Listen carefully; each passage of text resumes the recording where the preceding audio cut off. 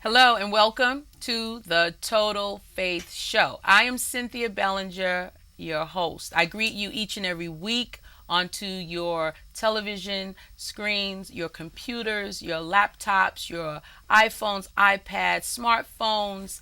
I just enjoy that you enjoy us. Total Faith Show, we are here and we are so excited about what God is doing in this season. Total Faith Network, as you may or may not know, for those who are tuning in for the first time, we are lifestyle, information, and entertainment program. And we are here to inspire, we are here to educate, we are here to challenge. But more important, we want to empower our viewers. Transform the way you think, you can transform the way you live. And that is empowering. Again, I'm Cynthia Bellinger, the host, and today we have with us here in the studio a woman that I admire, I respect, and I certainly appreciate. She's my sister friend, and she is an author, an entrepreneur, an inspirational, poetic speaker, Janelle Middleton. She was born right here in New York, Queens, the borough of Queens, and she is a living example of a woman destined for greatness. And how many of you know that you are destined for greatness also? But it's not until you can identify with who you are and the God that you serve, who is the creator of all creation, not until you know your identification, not until you know that, will you be able to really fulfill the greatness that's within you. And that's what we're all about here. And Janelle is certainly an example. And I'm so very grateful to God for her taking the time to travel so far just to be with us. That's right, you, the Total Faith viewers. And she has overcome many, many challenges. She's lost loved ones in her mid-teens and had many, many temptations. But Janelle is now a wife of 16 years, mother of 7 wonderful children. And Janelle has also she's also co-owner and partner of New Vibe Records, a company that she started almost 10 years ago with her husband, Herb Middleton, who's in the studio. Shout out to Herb. But without further ado, I want to introduce to some and present to others Janelle Middleton. Because we're going to talk about your book. I'm excited. I'm excited too. Thanks for having me. Thank you for having us. And thank you for coming to share your testimony, your story, and just your book and what God is doing in your life. I mean, 7 children, marriage, New Vibe Records, 18 years, now 18 years. New Vibe Records, you got a book, you're getting ready for a book tour. I mean, it's just the sky's the limit. You are just destined for greatness. The sky is the limit. God is amazing, and I am just excited to watch what he's doing and to walk out the path that he's laid for me. So this is a wonderful time in my life. This right is your now. season, Yeah, Janelle. it is. This is your time. And, God has a wonderful way of setting us up. Yes, absolutely. If he could show us what he had in store for us, I don't think many of us would even, because it's a lot you have to endure. Absolutely. Am I right? Absolutely. It's really no gain without pain or no progress without struggle. Absolutely. But the struggles build you. The struggles make you. And if you learn not to faint in the process, what I call it, just give up in the middle of it, you will definitely reap the harvest. You will definitely get to the place of reward and benefit. A lot of times the struggle gets too hard. And I think that's why God can't show it to us in the beginning, because who wants to go through that? Right. Yeah. Especially if you know all of the channels and the rivers you would have to swim and the storms that you would have to get through, and the turmoil and the turbulence. It can be frightening for some, but God is good. He is. And he's with us through it all. Now, absolutely. I want to talk about this book. Ice Cream Kiss. Can we get a close up of this book, please, if we could? If we could just get a close up of this book somehow, some way. Ice Cream Kiss. Ice Cream Kiss. If we could just get a close up, that would be excellent. And we are going to show someone. Thank you. There we go. That's it. Yes. This is the book. This is your first. Is it your first? Yes, yes, it is. Your first book, Ice Cream Kiss, A Mother's Drama, A Daughter's Journey. First, what inspired you to write this book? My mother's life. My mother died when I was 17 years old. Yes. And she died from AIDS. And I had her, I was with her, I was without her longer than I was with her. And one day I just decided I didn't want her life to just disappear, because I learned a lot from her. She was a strong woman. She was a proud woman, not an arrogant woman, but she was an elegant woman. And I wanted to just write her story, to jot it down for my own personal relief or benefit.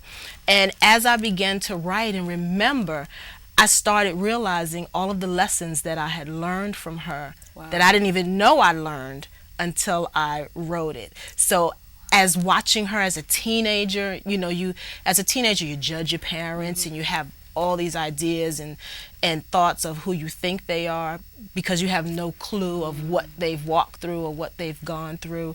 And at 30, I came face to face with who she was at that time, and began to understand what she was going through, how she may have felt. So as I began to write the story, I realized I had a book. So sounds like you were walking through your mother's life as you wrote Absolutely. About your mom's life, almost in not third person. It was third person writing, but you were actually her writing. Absolutely. It. Oh, that's got to be special. I think it is. That is special. Your mom, how long ago did she pass away? It's been about 20 years now. 20 years. It's been about 20. And you were years. inspired just recently. Yeah, about 10 years ago. About 10 years ago to pick up pen and paper and start to writing. Remember. Yeah. You remembered her. You brought her back. Exactly. You remembered exactly. her. And it came in the form of Ice Cream Kiss. Now, ice cream. I love ice cream. Kiss. I know. I mean, well, the title. The title. There's an incident in the scene in the book that scene. It's going to be a play. Come on, prophesy now. Yes. Listen, we're going to go to a quick break, but I want you to, when we come back, I want you to talk about this Ice Cream Kiss. Okay. This name, this theme, this brand. Absolutely. And how we want to share a mother's drama through a daughter's journey. Wow. Absolutely. This is great. We'll be right back after this short break. Don't tune away, don't click away, and don't hang up. We'll be right back. Caitlin, be serious. Now take the oath. Come on. I'm totally taking this seriously. Okay, I'm ready. You may begin. I pledge that I will never meet in person with anyone I first met online without checking with my parent or guardian. And furthermore, if my parent or guardian agrees to the meeting, it will be in a public place and my parent or guardian must come along. Do you pinky swear? I do. When you teach your kids about internet safety, they'll pass it on. For more information, go to cableclicksmart.org. Look me in the eye. It's okay if you're scared. So am I. But we're scared for different reasons. I'm scared of what I won't become. And you're scared of what I could become. Look at me. I won't let myself end where I started. I won't let myself finish where I began. I know what is within me, even if you can't see it yet. Look me in the eyes.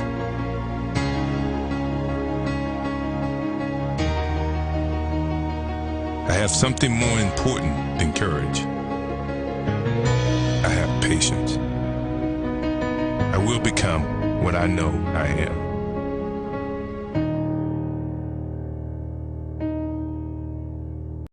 Now we're back. Okay. Janelle, this is wonderful. Tell us about Ice Cream Kiss. I want to tell you about the title without Yeah, giving the away title. the book. The Please, title, without giving away the book. Okay. But the title. There was an incident that happened when I was younger, and I watched my mother interact with a male friend of hers, and there was an ice cream exchange and a kiss, which just kind of, it was uncomfortable when I watched it, but it also, I developed this pet peeve as I got older. So my husband actually was the one that told me to name it Ice Cream Kiss, because he read the story and he said, you got to name it this. Ice Cream Kiss. It was, the story itself is about my mother's journey in looking for love. So in her journey of doing that, a lot of drama came out of it. And I watched her go through these cycles of relationships, not knowing that she had the love of her life, which was God. She, born again woman, Yes. but still that fear of loneliness was driving her more than knowing who she was in Christ. So in watching her go through these different relationships, and some of it is funny, some of it is like, really, did she go through that? But it brought me to a place that even if when we have Christ in our life, we have to know who we are in him. That's so right. that it fills the holes that we've accumulated through life. Because situations happen, things happen, experiences happen, and they cause us to, not be so stable all the time, or to That's have true. fears, or to have doubts. And that was, her fears and her doubts drove her more than knowing who she was in Christ. And I wrote this book hoping that some single mother who is still looking for love and who's raising children at the same time would know that her daughters are watching her. Her daughters are learning how to interact with the opposite sex by the way she interacts with them. Right. They're learning how to love themselves by the way she loves herself. And it's so important that I think that mothers really understand that. While you were writing this, did you have a sense of healing? Did you feel any? I'm curious because to walk through this as you were writing, you're walking through this because you had to almost relive or go back to see so that you could pin it. How was that feeling for you? What was that about? What was that like? Healing is the perfect word. It was definitely healing, and it was enlightening, because when I was in it, I was very judgmental because I didn't know any better. Were you mad? Were you angry? I was with mad. Mom? I was angry. Listen, some of y'all are angry with Mom. Listen to this woman here. I mean, after you live a while, you learn. Exactly. I was mad at her. I didn't like her. I didn't understand her choices. I judged her because I didn't know what was going on inside of her. Wow. I didn't know what was driving her. From the outside looking in, it just looked like, she didn't know any better, but I knew she did. But as you wrote this book and as you put pen to paper, it was like an incarnate thing going on. It was because that's amazing. When I became faced with my own loneliness or my own issues, it helped me to see her. Wow. That is powerful, Janelle. And you captured it in this book. Yes. Wow. Now, there's a page in here that I want to read, and I want you to express to those exactly why it's in this book and in this manner. I'm going to read it really quickly, and I'm very dramatic, so watch how I read. Dear God, who now will love what they don't see, the inner me, am I now capable to set free what they can't see? the inner me. I don't want to be afraid because they don't see the inner me. I just want the inner me in me to be unapologetically free. Love my soul. Beautiful. Thank you. Wow. Thank you. Did you all hear that? Let me read it again. Let me read it again. Because this is beautiful. Dear God, it's as if it's a letter, but yet it's a poem. Exactly. Dear God, who now will love what they don't see? The inner me. Am I now capable to set free what they can't see? The inner me. I don't want to be afraid because they don't see the inner me. I just want the inner me in me to be unapologetically free. Love my soul. Oh, that's powerful. Woo.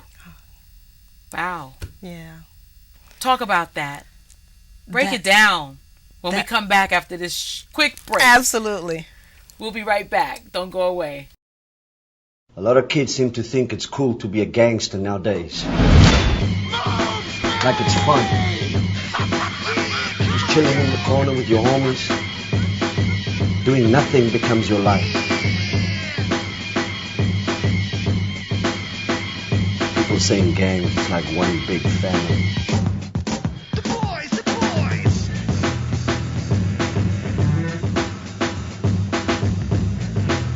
Now it's just family.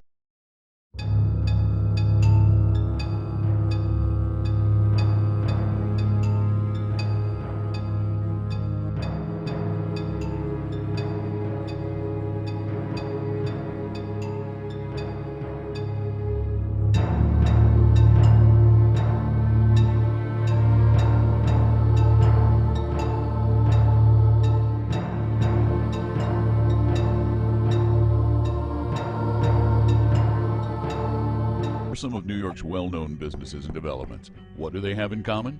You help pay for them. So how do these businesses and private developers who gladly took your taxpayer subsidies repay you and your community? With jobs that pay poverty wages with no benefits. When our public money is used for private development, we deserve something in return. Our city, our lives, and our future depend on jobs with good wages and benefits. Join the fight. Tell your city council representatives to support the Living Wage NYC campaign.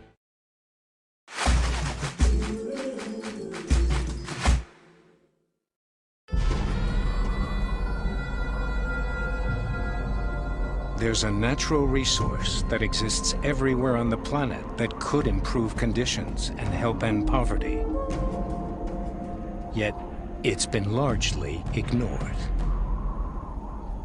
That resource is women. In many of the world's poorest communities, women are denied a significant role. So often their talent and potential remain untapped. I am powerful. I am powerful. I am powerful. I am powerful. I am powerful. It's a source of power the world can no longer afford to overlook. She has the power to change her world. You have the power to help her do it. Call or visit care.org. Janelle, yes. You got to talk about this poem. Okay. Tell us, because I felt that. Good. I felt that. Good. Because it's true. Like, you want people to love you for what they can see and what they can't see. That's almost, for some, impossible. But then for others, it's a process. But I want you to talk about it because I hear unconditional love in this. Absolutely. We live a lot from the outside in. We live from the surface. But what causes us to make our decisions and what causes us to, what moves us inside is what's going on in our hearts, what's going on in our souls. So we will accept things that we really don't want to accept because it may look right, It may sound right. Somebody else may agree with it. You know, we get involved in things that we really don't, you know, we go against the grain of our soul, the grain of our spirit to please society or family or just to look right. And we end up in a lot of places that we don't want to be in because of that. Fear of rejection will cause that. Fear of being alone will cause that. And that was something that my mother was dealing with, being alone. She didn't want to die unmarried. She didn't want to live her life without having a mate, and not being able to settle that and know that even if that happens, doesn't make me less of a person. That's right. Like so many women, and I want to say this, like so many women, you know, fear of loneliness, the unknowing, you know, what the future lies, especially for single women, yes, you know, that are not married. You know, when is that day gonna come? Am I gonna ever get married? There's like statistics that say after 40, or there's some age that they kind of rule like you have like a 1 in a million shot. But speaking to that, I want you to take time right now to talk into this camera. Okay. And I want you to take a couple of minutes to really speak into someone's life that may be watching, that may have experienced not only the death of a loved one or a mom or whoever their guardian had been, but the mere fact that they may have been upset and mad and angry, and they may be having some unforgiveness that they need to deal with so that they can move past that and then embrace what the future may hold for them in the healing process of knowing how it affects them and who they are today. So why don't you talk into the camera and just speak to somebody, some soul, absolutely, somebody's soul, absolutely, that wants to be free from you know, just whatever it is that might be holding them in bond. Absolutely. To you, I would like to say, if you are angry with someone, especially someone who is no longer with us, who has passed away, I want to encourage you to release that. I want to encourage you to forgive whatever the infraction was and release that anger. Because honestly, there's nothing you can do for them to rectify it, because they're gone. And once you release that and forgive them, you will be on the road to love and healing and wholeness yourself. To the single mother out there that's raising a child, listen, not having a mate is not the end of the world. And when you come to terms with where you are and become at peace with who you are, that mate will come. And even if he doesn't in the time frame that you think he should, your life is still valuable. Your life is still worth living. There is a whole world out there, and there are a whole lot of people to meet. There are a whole lot of things that you can do to fill your space and your time with light and with life. God loves you, and because he created you, you have great value and great purpose in this earth. So I just want to encourage you to look at the cup as half full instead of half empty. Allow God to pour his life in you. God. Allow him to heal those broken places. Allow him to make you whole, and know that you are not alone. My mother died thinking that she would be alone, not knowing that she was not alone. So she subjected herself to things that she didn't have to. And I am her legacy, or I am her offspring here to tell women that are just like her, you don't have to travel that road. God has a great plan for your life, and you will fulfill it. Amen. That's beautiful, Janelle. Oh, you said so much, and as you were talking, I just see like this I don't know, it's like you have this psychologist. Like I just see you as someone that can really speak into someone's life in a deeper depths, and just from your experience with this book, just writing it out, how it affected you. It's just like it's like carrying over. It's like an overflow. Like your cup is overflowing right now. It is. And it's touching me right now. And I pray that someone else, or there are others that are watching, that are being touched. and you've just blessed me. Ice Cream Kids, a mother's drama, a daughter's journey. So it's been your journey. It's been my journey. But it was your mother's drama. Exactly. So now you can pass it on. The legacy of healing, the legacy of identification, the legacy of moving forward and helping others to get past their past as well. Yes. With unconditional love. Unconditional love. Loving yourself first. You have to. And receiving the love of God. That's right. You know, this was powerful. This was awesome. Now, how do we reach you? Is there a website? I do have a website. Which is jwrightmiddleton.com. So that's JWRIGHTMIDDLETON.com. J Middleton. JWrightMiddleton.com. And I just want everybody to know that you can also see all the information on www.totalfaithnetwork.com. We are so grateful to God for Janelle Wright Middleton for being our special guest today in the Publisher's Corner.